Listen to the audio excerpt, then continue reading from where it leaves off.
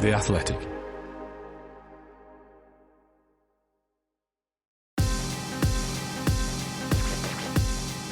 Welcome to the Race F1 briefing for Thursday, the 22nd of August 2024, brought to you by the Singapore Grand Prix, home of Formula 1 night racing.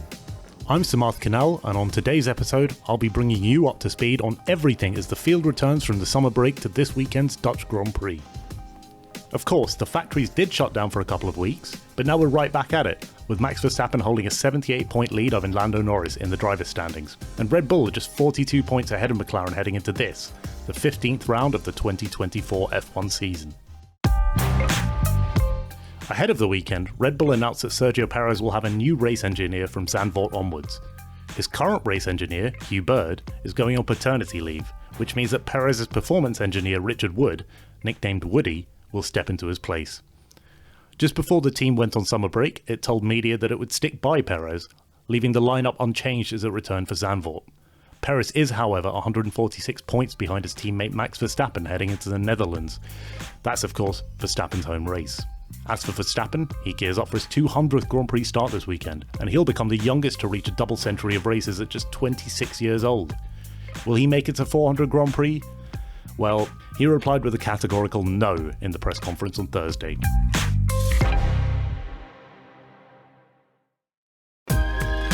Sticking with Red Bull, there was plenty of noise around the defending champions after the FIA changed an article of the technical regulations ahead of Zandvoort. The FIA added some fresh text into Article 11.1.2 of its technical regulations to essentially forbid asymmetric braking. In theory, this would help teams tackle understeer, particularly in slower corner entry, which is inherent in this generation of ground effect cars. Much of the noise around this implicated Red Bull as the team that had triggered this particular change in technical regulations.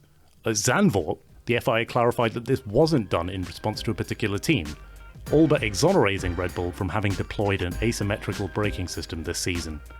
The race understands that Red Bull did not benefit from such advice, and Max Verstappen said the rule tweak will not affect the performance of the Red Bull going forwards. It seems that the rule tweak was therefore made to strengthen the regulation wording for the upcoming 2026 rules and ensure clarity and consistency with the current rules.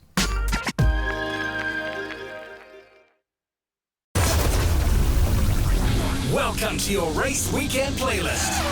Coming to you live at the Formula 1 Singapore Airlines Singapore Grand Prix 2024. Catch One Republic, Kylie Minogue, Lenny Kravitz, Hon, Disclosure, The Cause, Kool and the Gang, Baby Monster, Tones and I, and more. Are you ready? And it's lights out and away we go!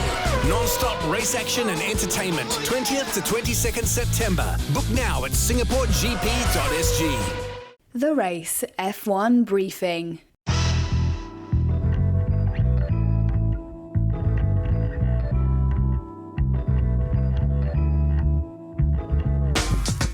There's more news from Red Bull as it will experiment with its Formula 1 car spec at the Dutch Grand Prix.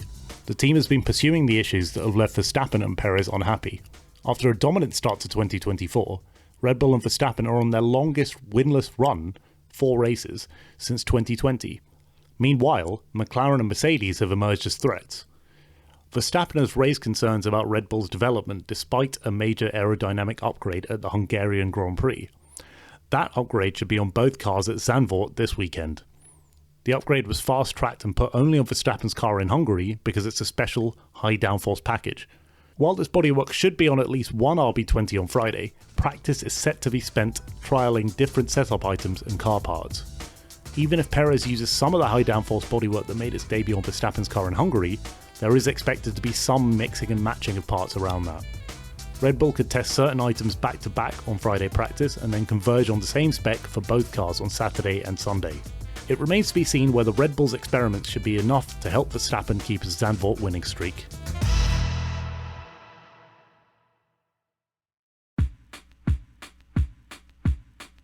So, Perez will continue at Red Bull from Zandvoort onwards, and that means RB's Daniel Ricciardo will not step back up to the senior team, at least in the near future. The Australian, who took 7 of his 8 wins with Red Bull, says he had mentally prepared himself for this case. Ricciardo added that although he had a strong string of races from Canada leading up to the August break, he didn't get his hopes up for a promotion. He added in response to the race that his performances had got better from Canada forwards, but he isn't going to make a song and dance about not being called up to the senior team. Ricciardo therefore has the choice to wait for a promotion to the championship leaders in 2025, perhaps even earlier if Perez doesn't take this chance to improve, or be out of F1. That's because Red Bull advisor Helmut Marko has indicated that Liam Lawson will be in a race seat in 2025, and Yuki Tsunoda has already been confirmed. The 35-year-old Australian is therefore fighting to convince the Red Bull higher-uppers that he deserves to stay at the team. This will be a crucial few months for him.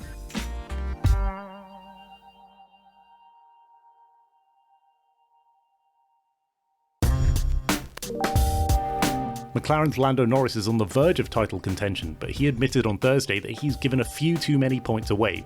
It seems that race starts and lap 1 performances are part of the issue. Our analysis found that across the 17 races, including sprints, this season so far, he's lost a combined total of 15 places on first laps. 6 times he's finished the first lap lower than he started it. Of course, this isn't the sole reason for Norris's deficit to Verstappen, and he added that there may be other factors that have contributed to this standing in the championship. Over the first half of the season, I've not performed at the level of a world champion. Simple as that, said Norris. At certain times I have, many races I have done, but some little things have let me down along the way. Norris's McLaren teammate Oscar Piastri, meanwhile, signed off for the summer break with a tweet that revealed that he took his first Grand Prix win in Hungary with a broken rib. Piastri said in the Zandvoort paddock that his broken rib was confirmed the day after the British Grand Prix, but he said it was definitely broken before Silverstone, and he did at least 3 races with that condition.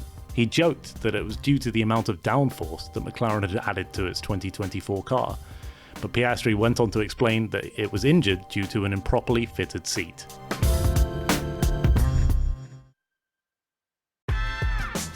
That's it from this episode before the 2024 Dutch Grand Prix.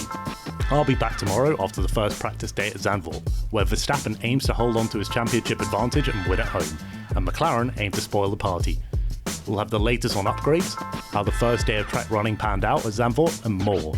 For more podcasts, check out the Race F1 podcast, which sets out 9 key storylines for the second half of the F1 season, with Mark Hughes, Ben Anderson, and Ed Straw. In the meantime, I've been Samarth Kanal, and I'll be back tomorrow.